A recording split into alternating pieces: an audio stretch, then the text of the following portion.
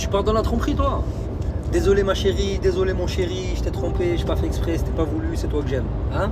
C'est toi, tu pars dans la tromperie. Moi je t'explique, comme ça va t'éviter de pardonner. Ok? T'as vu quand on arrive à la tromperie, avant d'arriver à la tromperie, il y a des étapes. Les étapes sont like de photos, on discute avec une personne en privé, demande de message, on accepte la demande de message, on échange pendant plusieurs jours, plusieurs semaines, etc. Et après il se passe le date, le rendez-vous physique. Quand on arrive, rendez-vous physique, peut-être un, peut-être deux. Parce que forcément, peut-être qu'on va pas coucher le premier soir avec la personne, tu vois. Donc quand il y a le rendez-vous physique, qu'est-ce qui se passe? Bah, je vais vous dire ce qui se passe.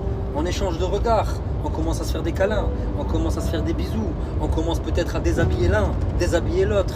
On arrive à se mettre à poil. Peut-être que ton mec, il est en train de lécher des ins. Peut-être que ta meuf, elle est en train de se faire lécher les ins. Tu comprends? Bisous dans le cou, etc. Après, on déshabille. Après, on pénètre. Ça y est. Après, on pénètre. La femme, peut-être, elle ouvre les jambes. Ou peut-être ton mec, lui, fait ouvrir les jambes d'une autre femme. Ok, t'as compris jusque-là? Et toi, t'as réussi à pardonner tout ça. T'as réussi à lui dire désolé ma femme, désolé mon chéri, c'était pas voulu, j'avais pas voulu, c'est toi que j'aime, c'est la seule. Et t'y crois en fait. En fait, quand on arrive à ce stade-là, c'est terminé, l'échec est mat. Échec et mat. Donc on ne pardonne pas. Maintenant, je pars du principe que si tu pardonnes, c'est que tu as cautionné, c'est que tu as accepté et tu te la fermes. Viens pas pleurer 10 ans après, 5 ans après, peu importe. Ne viens pas ramener le sujet sur la table plusieurs années après parce que tu as pardonné. C'est à partir de ce moment-là qu'on dégage. Qu'on soit amoureux, qu'on soit fou de la personne, peu importe.